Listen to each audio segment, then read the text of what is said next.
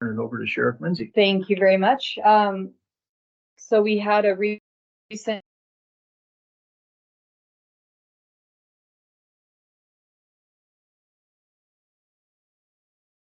talk to you guys in person so that we can answer any questions, just to kind of fill you in on how this is going to impact us and our operations as a whole. So I'm going to kick it off, and then the captain will take it from there for me, since he's the leader back there. So overall, the capacity in the jail is 48 beds. We have 10 extra cots that we can throw on the floor to house extra people, but the capacity is 48. Currently, our inmate count is 51 inmates. So as far as detention deputies,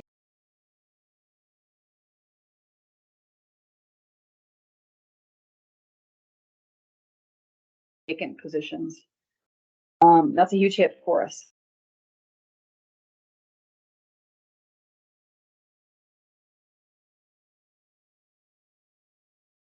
He'll be gone for at least another month, or at least for the end of the month. He comes back at the end of the month, the very end of the month.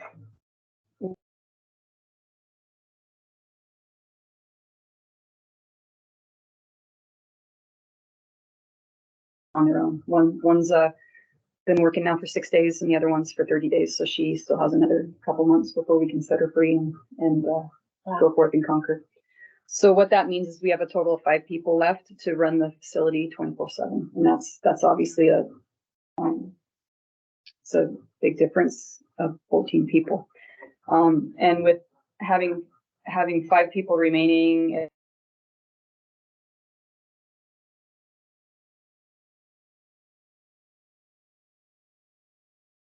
About with the morale of deputies, they're keeping their chins up, but their morale is down, just due to the fact that I have 5 people remaining, but only 3 of them are seasoned. And so that puts a lot of responsibility on their shoulders. Officer safety is been a big issue lately. We've had a lot of mentals, and we have one person in particular that I think each one of us has been kicked, scratched, punched, and spit on. I mean, just last week, I was in there and dealing with the individual, trying to talk to him, and he spit right on my eyeball. And trying to boost my deputies up, telling them that there's a light at the end of the tunnel after things like that happen has been kind of rough, and it adds a lot of stress to my seasoned deputies that are left, because they also have to watch the new people who are not fully trained yet, in defensive tactics and paperwork and dealing with these kind of situations.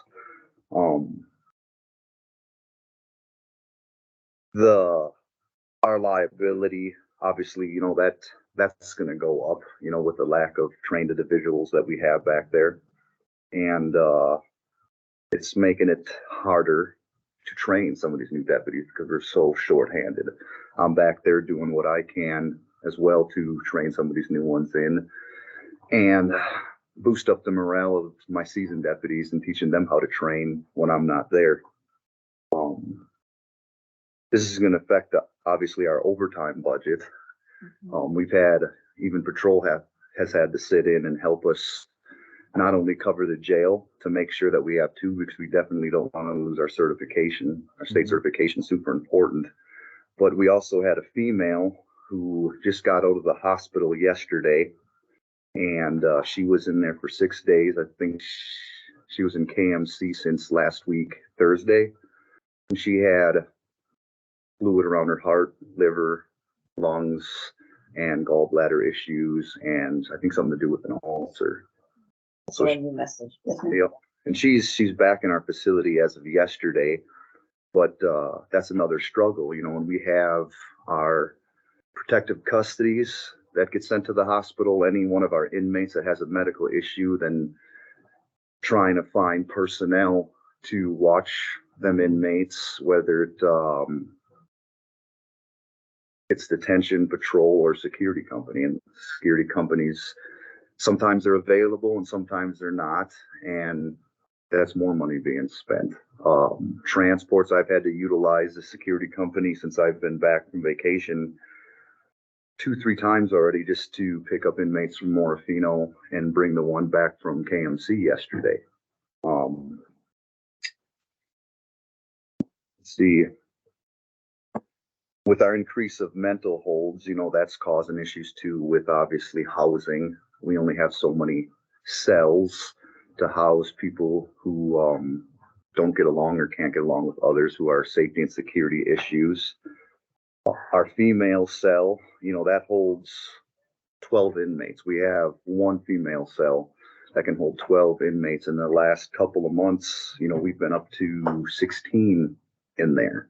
And when the females aren't getting along, trying to figure out solutions to rehouse them, it gets loud, and then that causes stress and morale issues with the deputies as well, because they're like, oh, what do we do?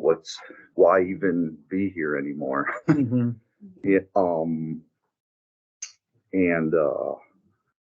That's another issue we're having.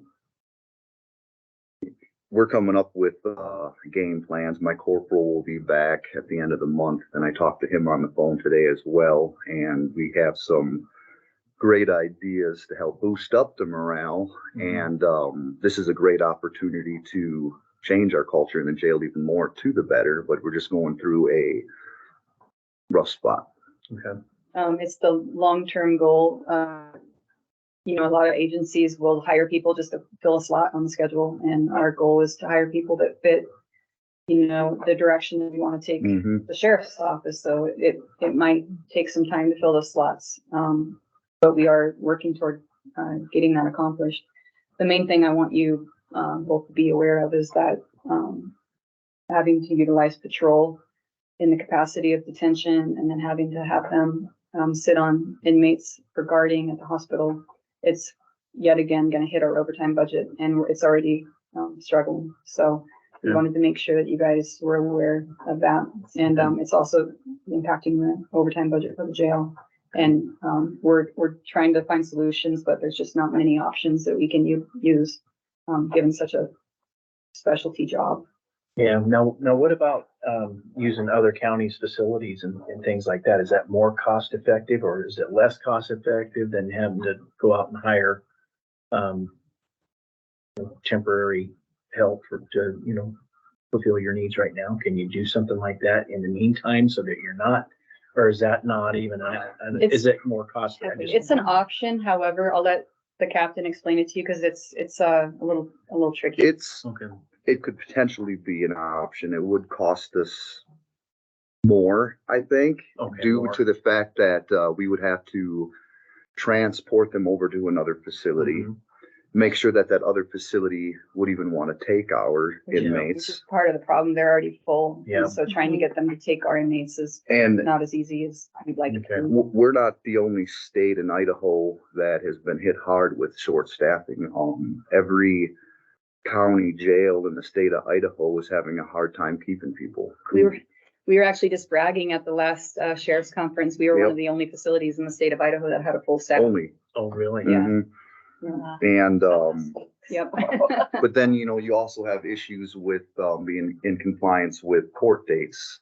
So then we're transporting people from Kootenai back to here for court, and then back to Kootenai or Latah County or Moscow or wherever, or not Moscow, but Lewiston, to see if they have room for housing and being able to bring them back and forth.